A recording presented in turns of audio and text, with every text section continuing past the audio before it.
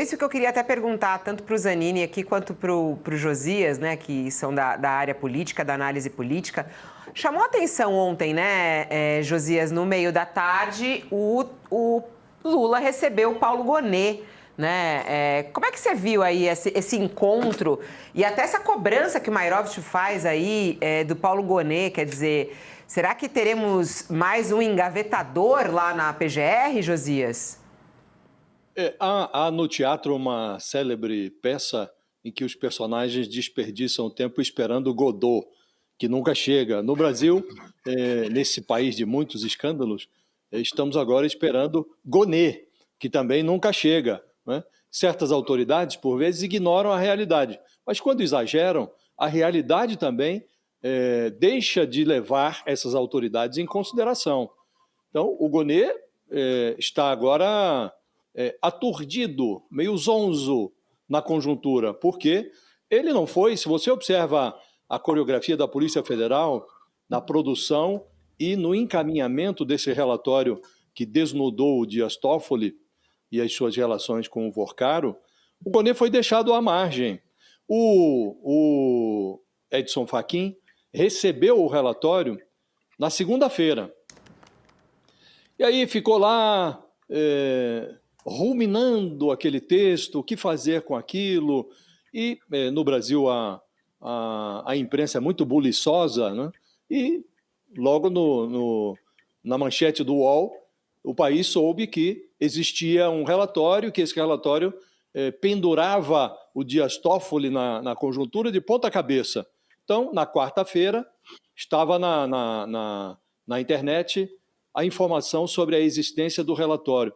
E só na quinta, porque o Fachin teve que mandar para ele, só na quinta, o Procurador-Geral da República, o Gonet, recebeu também uma cópia. Ele deveria, pelas atribuições que exerce, pela responsabilidade que a Constituição lhe atribui, pelo peso do cargo, cabe a ele acompanhar investigações contra autoridades que tenham foro no Supremo, cabe a ele decidir se essas autoridades devem ser ou não denunciadas na Suprema Corte. Então, ele está no ar, estava no ar até ontem, e só recebeu, ele foi o último a saber sobre esse relatório que encrencou o Toffoli. E aí ele fica visitando o presidente da República. O Lula está exagerando também, Fabiola, porque não cabe ao presidente ficar... Ele chamou para conversar, almoçar no Alvorada, em dezembro, o próprio Toffoli.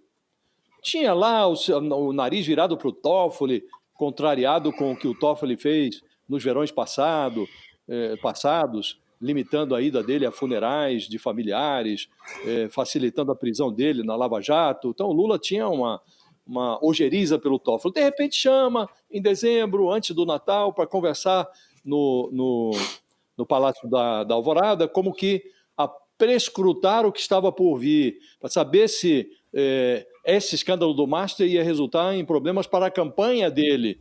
Agora recebe o Gonet no Palácio da Alvorada, também para saber que apito o Procurador-Geral pretende tocar nesse escândalo.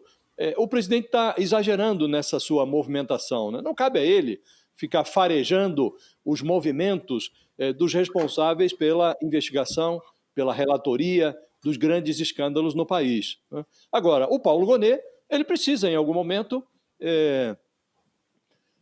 colocar em prática a principal vocação que se exige de um procurador, que é a vocação para procurar. Ele precisa ter, pelo menos, curiosidade. E ele está, nesse momento, acossado, e todos estão esperando o Gonet, porque há realmente grande expectativa, porque são fortes os laços pessoais dele com os investigados. O Gilmar Mendes, que saiu em defesa rapidamente do Dias Toffoli, quando ele começou a ser criticado pelas decisões que tomou, o Gilmar Mendes é padrinho da indicação do Paulo Gonet para Procurador-Geral da República. O Lula ouviu o Gilmar Mendes, ouviu também o Alexandre de Moraes, os dois padrinhos do Gonet, na ascensão dele ao cargo de Procurador-Geral, né? E ambos, o Gilmar Mendes e o e o Alexandre de Moraes estão empenhados em defender o Toffoli. O Gilmar, porque defende todo mundo, é corporativista. Lá atrás, antes do final do ano,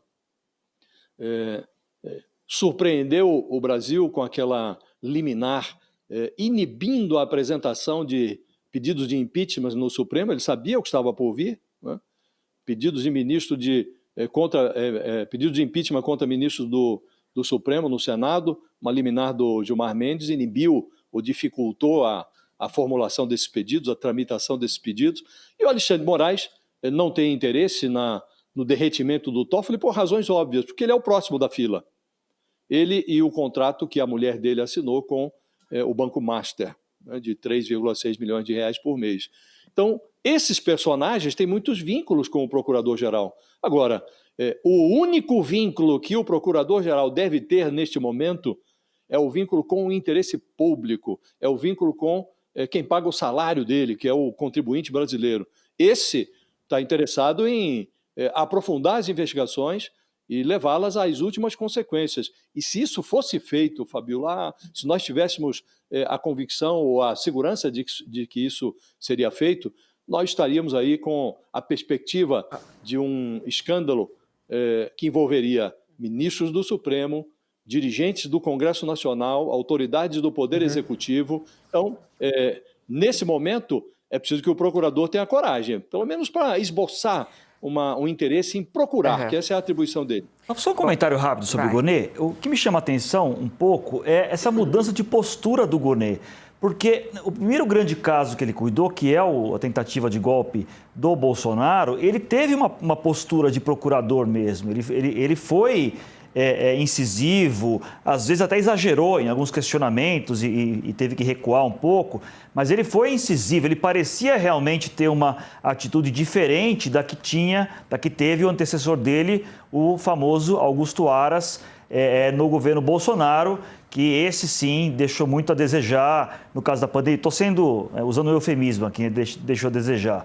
No caso da pandemia, no caso do próprio golpismo do Bolsonaro. O Gonê, quando é nomeado, ele se propõe a ter uma postura diferente e parecia que vinha tendo mesmo. No caso da tentativa de golpe, acho que ele teve uma conduta muitas vezes elogiável. Problemas aqui e ali, mas de maneira geral cumpriu o seu papel. E nesse caso do Master, como disse o Josias e o Dr. Mairovitch, ele parece que fica muito à margem da discussão, não se envolve, não é chamado, é o último a saber.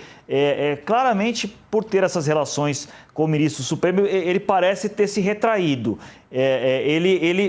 Isso me chama um pouco a atenção, essa dupla personalidade do Gonê, que uma hora é tigrão, outra hora é tchutchuca, né? Isso me espanta um pouco.